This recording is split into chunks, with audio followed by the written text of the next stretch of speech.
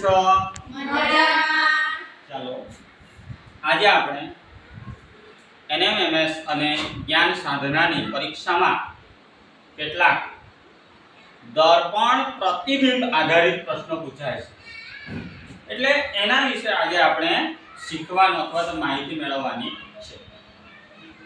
દર્પણ એટલે શું? કોણ કહેશે? આરતીબેન. દર્પણ એટલે અરીસો. હલાવ્યો તમે બધા જાણો જ છો. દર્પણ કે જેમાં આપણો પડછાયો દેખાય, પડછાયો એટલે કે પ્રતિબિંબ દેખાય દર્પણમાં, બરાબર. હવે આપણે વધારે ચર્ચા ન કરીએ, સીધું જ આપણે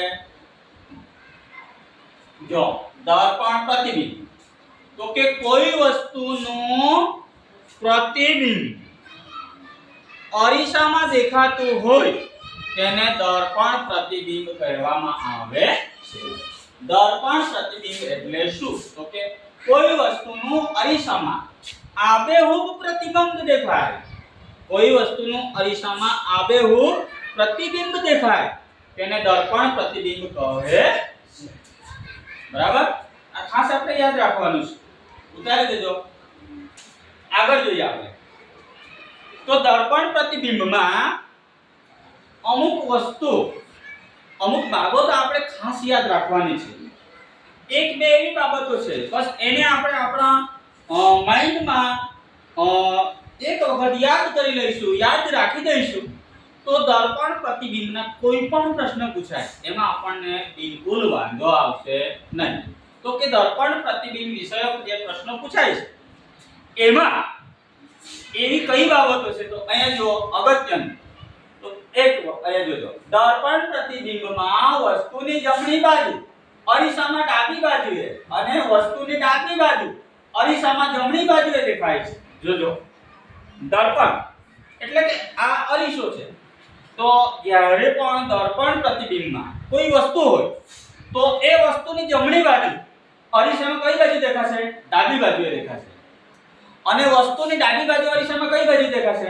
જમણી બાજુએ દેખાશે. એ આપણે ખાસ યાદ રાખવાનું છે કે દર્પણ સંબંધિત કેટલાક પ્રશ્નો પૂછવામાં આવશે તો આકૃતિ પણ હોઈ શકે અને કોઈ શબ્દ પણ હોઈ શકે. ત્યારે આપણે એટલું યાદ રાખવાનું છે કે વસ્તુની જમણી બાજુ અરીસામાં કઈ બાજુ દેખાશે? ડાબી બાજુ. અને વસ્તુની ડાબી બાજુ અરીસામાં કઈ બાજુ દેખાશે? જમણી બાજુએ દેખાશે. આટલું ખ્યાલ આવી ગયું?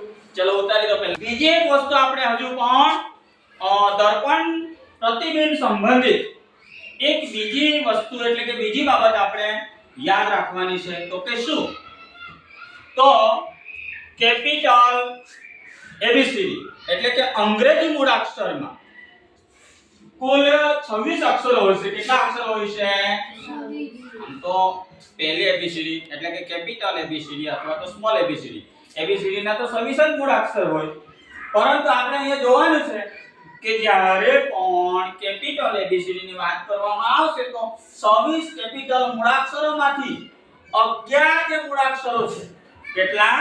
11. તો કે કયા કયા 11 મૂળાક્ષરો? તો અહીંયા આપણે જોઈશું A H I M O T U V W X Y. ખ્યાલ આવ્યો? કયા કયા મૂળાક્ષરો? A H I M O U T V W X Y. આટલા જ છે. એ મૂળાક્ષરો જેવા અહીંયા દેખાશે એ સરખા જ પ્રતિબિંબમાં પણ દેખાશે, અરીસામાં પણ. અહીંયા જે રીતના દેખાય છે, માની લો કે આ રીતનો છે તો એને અરીસામાં જોઈશું તો આવો ડાબેહૂબ આ જે દેખાશે એની ડાબી કે જમણી બાજુમાં પરિવર્તિત થશે નહીં. બરાબર? એટલે આપણે આ ખાસ યાદ રાખવાનું છે કે જે 11 મૂળાક્ષરો છે એ દર્પણમાં પણ એનું પ્રતિબિંબ એના જેવું જ દેખાશે. એટલો આપણે ખાસ યાદ રાખવાનું છે.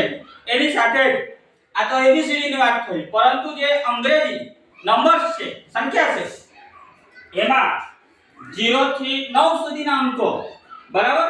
તો એની અંદર 0 અને 8 એ પણ જેવા છે એવા જ પ્રતિબિંબ અરીસામાં દેખાશે. બરાબર? ચલો આ પણ નોંધ કરી લો. આપણે જે અંગ્રેજી 26 મૂળાક્ષરોમાંથી 11 મૂળાક્ષરો તો જેવા છે એવા જ દેખાશે, પરંતુ એ સિવાયના જે અંગ્રેજી મૂળાક્ષરો અહીંયા બોર્ડ પર દેખાય છે B C D E F G J K L M P Q R S Z, આ જે મૂળાક્ષરો છે એ અરીસામાં આપણે જોઈશું તો શું થઈ જશે, એની જમણી સાઈડ અરીસામાં ડાબી સાઈડ દેખાશે, એટલે કે ડાબી બાજુએ દેખાશે, અને ડાબી બાજુ અરીસામાં જમણી બાજુ દેખાશે. તો જોજો આ જે B છે બરાબર, આ B ને જ્યારે આપણે અરીસામાં જોઈશું તો આ B આ રીતનો હશે, આ B અરીસામાં જોતા સીધો આના જેવો દેખાશે, ખ્યાલ આવે છે? તેવી જ રીતે આ જે C છે બરાબર, જોતા રહેજો અને ઉતારતા રહેજો નોટબુકમાં.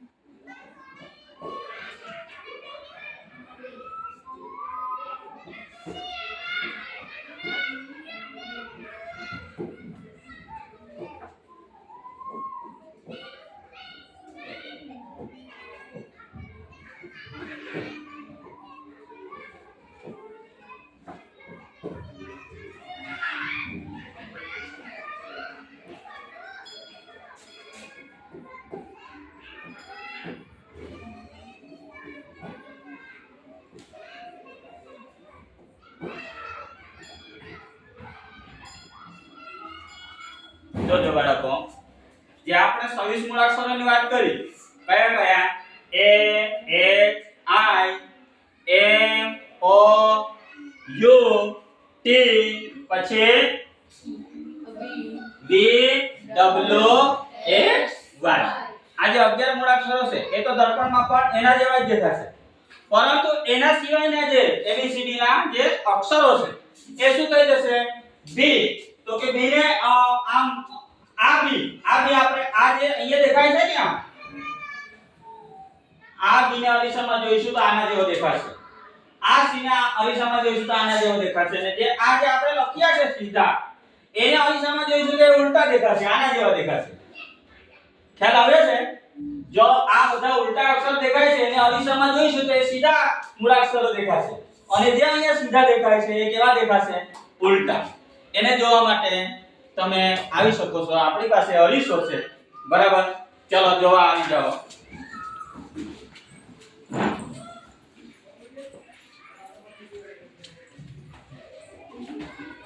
ચલો જુઓ, હવે જુઓ, જે સીધા હતા તે ઉલટા દેખાય છે ને જે ઉલટા હતા તે સીધા દેખાય. ખ્યાલ આવે છે? દેખાય છે? B C D જે આપણે રાઉન્ડ મારેલું છે ને B C D E F G, ત્યાં જુઓ ત્યાં ઉલટા છે, પણ જ્યારે એ અક્ષરોને દર્પણમાં જોઈએ છીએ ત્યારે સીધા દેખાય છે. તેવી જ રીતે બરાબર. ખ્યાલ આવી ગયો? ઓકે, ચાલો બેસી જાઓ બાળકો. આ તો ખ્યાલ આવી ગયો ને?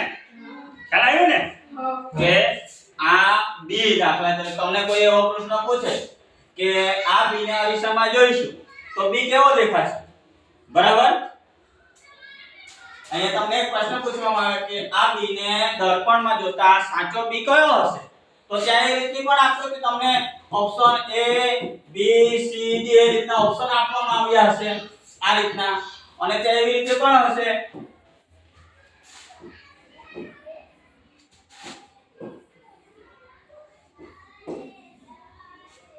તેમાં સાચો B કયો હશે?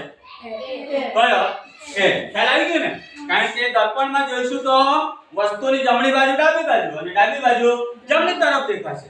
હવે મારી પાસે કેટલાક કાર્ડ છે, હું તમને આપું છું બરાબર. એમાં શું લખ્યું છે એ તમારે વાંચવાનું છે બરાબર. ચાલો શીતલબેન આગળ આવી જા બેટા, જગ્યા આપજો. હા ચાલો, આપણે દર્પણ છે, શું લખ્યું છે બેટા? સર એટલો ખ્યાલ કે નથી આવતો, પણ લખેલ છે શીતલ એમ લખ્યું છે.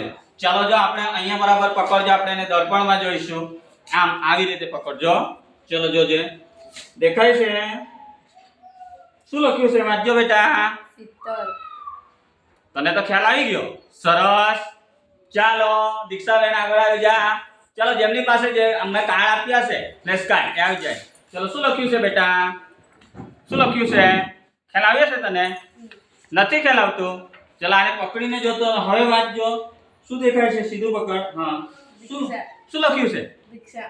દીક્ષા ને? તારું જ નામ છે. Very good. ચલો ખુશીબેન ચલ આવી જા. શું લખ્યું છે જોતો?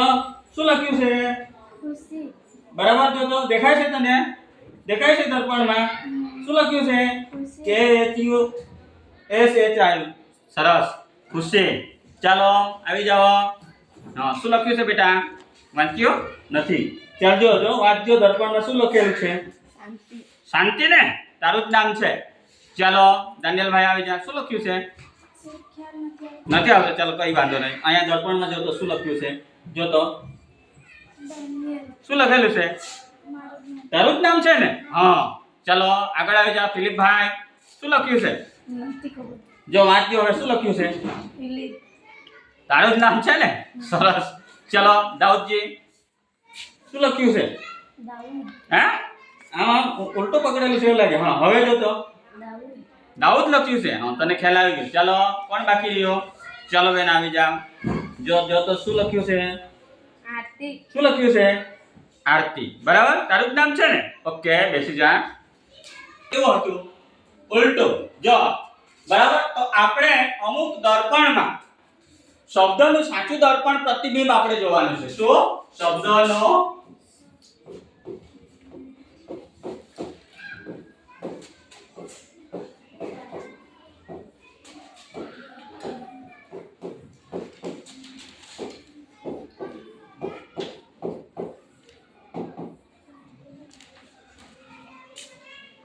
શબ્દનું સાચું દર્પણ પ્રતિબિંબ. જો અહીંયા શબ્દનું સાચું દર્પણ પ્રતિબિંબ. અહીંયા બોર્ડમાં મેં કેટલાક શબ્દો લખ્યા છે. ખ્યાલ આવે છે? આમ તો આપણે વાંચી શકીએ છીએ પરંતુ આપણને એમ પૂછવામાં આવશે કે અહીંયા પહેલો શબ્દ કોણ વાંચશે? આરતીબેન વાઈટ. શું લખ્યું છે? વાઈટ. બરાબર તો કે આ વાઈટ દર્પણમાં જોતા સાચું કયું હશે? અને તમારી પાસે ચાર ઓપ્શન્સ આપવામાં આવ્યા હશે. ત્યારે આપણે જે અગત્યનું એમ તમને કીધું છે કે જ્યારે પણ કોઈ વસ્તુ કે લખાણ ને દર્પણમાં જોઈએ ત્યારે જમણી બાજુ દર્પણમાં કઈ બાજુ દેખાશે? ડાબી બાજુ. અને ડાબી બાજુ દર્પણમાં કઈ બાજુ દેખાશે? જમણી બાજુ. એને આપણે ખાસ યાદ રાખવાનું છે. અને બીજું કે 11 મૂળાક્ષરો. કયા મૂળાક્ષરો? જે સીધા દેખાશે એના સિવાયના ની સાઈડ બદલાશે. બરાબર તો અહીંયા આપણે જોઈએ પહેલું જોજો white. બરાબર તો અહીંયા આપણે જોજો આમ સામાન્ય રીતે આપણે ડાબી બાજુથી જમણી બાજુ લખતા જઈએ છીએ પરંતુ દર્પણમાં ત્યારે આપણે શું કરવાનું? જમણી બાજુથી ડાબી બાજુ લખતા આવવાનું છે અથવા તો જમણી બાજુથી આપણો સાચો શબ્દ શોધતા આવવાનું છે. જોજો બરાબર જોજો.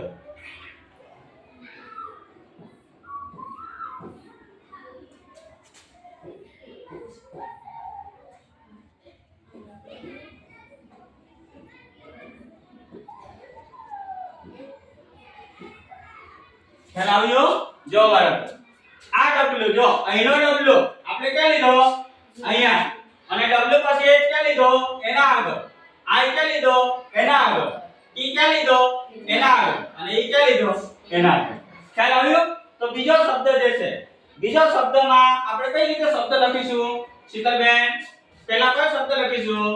મૂળાક્ષર પહેલા ચલો બી પછી આર પછી આઈ પછી એસ પછી કે. ચાલો બીજો શબ્દ દાનિયેલભાઈ શબ્દ ગોઠવીએ. પહેલા કયો શબ્દ લખીશું? પી પછી આર પછી એ પછી વાય પછી ઈ પછી આ.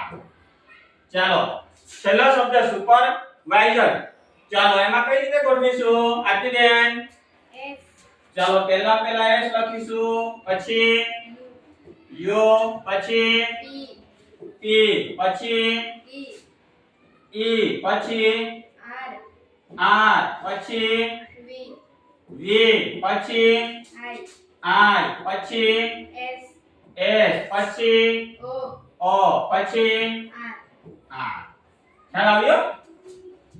જ્યારે પણ આ રીતના શબ્દો તો તમને પ્રશ્નપત્રમાં આપવામાં આવ્યા છે અને તે તમને એવી સૂચના આપવામાં આવશે કે આમાંથી ઓપ્શન આપ્યા છે A B C D તો કે એમાંથી દર્પણમાં જોતા કયો શબ્દ સાચું છે તો આપણે આ શબ્દથી આ શબ્દને આપણો જે શબ્દ છે એને જોઈને પછી આપણે ચેક કરવાનું છે કે આમથી જશે એટલે W H I T E બરાબર એટલે આ જે આપણે લખ્યું છે ને આટલા શબ્દ જે લખ્યા ને આ દર્પણમાં જોઈશું તો આના જેવા જ આબેહૂબ દેખાવાના છે મતલબ શું છે કે જે ડાબી બાજુના શબ્દો છે તે ક્યાં જતા રહેશે જમણી બાજુ અને જમણી બાજુના શબ્દ કઈ સાઈડ આવી જશે ડાબી બાજુ બરાબર એને જોવો હોય તો દર્પણમાં આવીને આપણે જોઈ શકીએ છીએ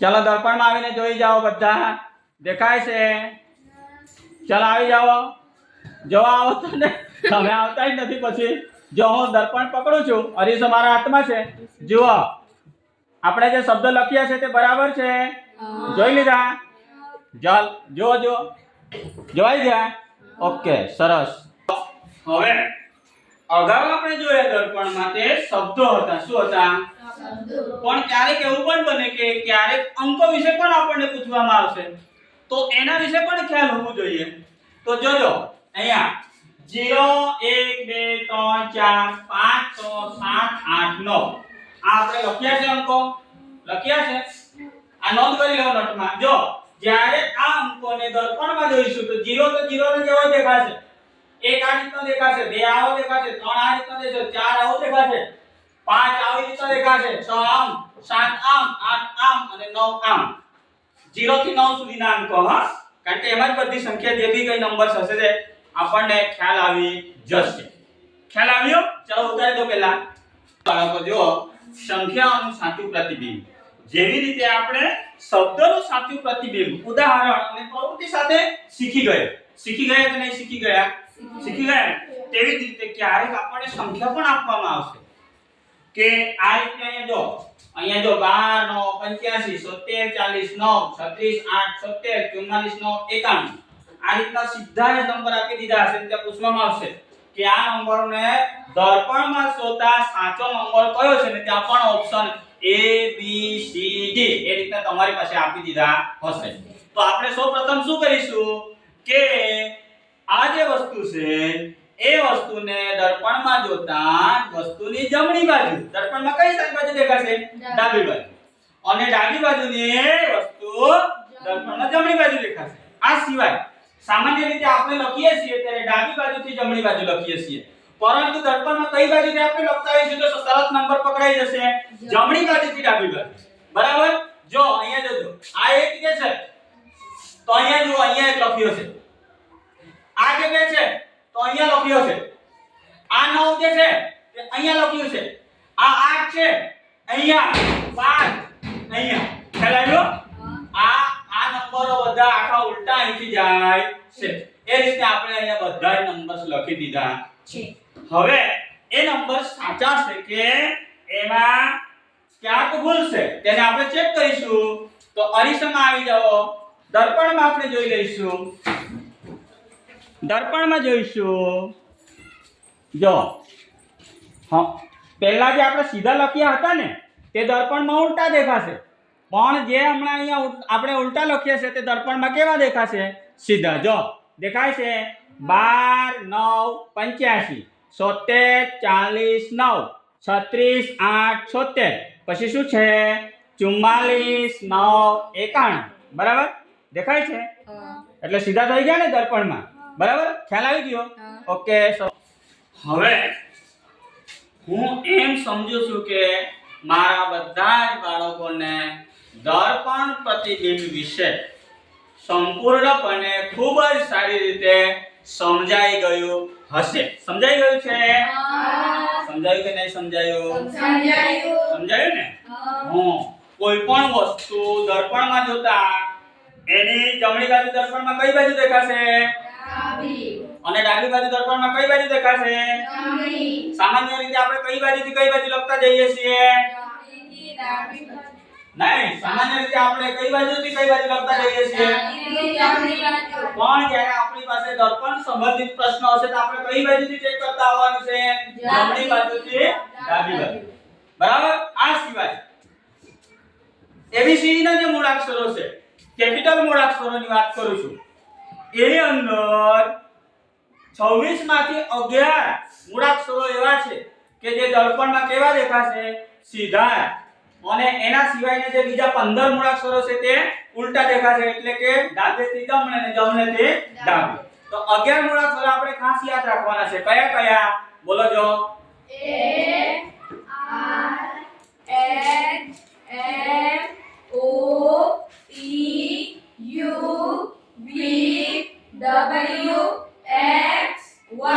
બરાબર? AHIMOUMOT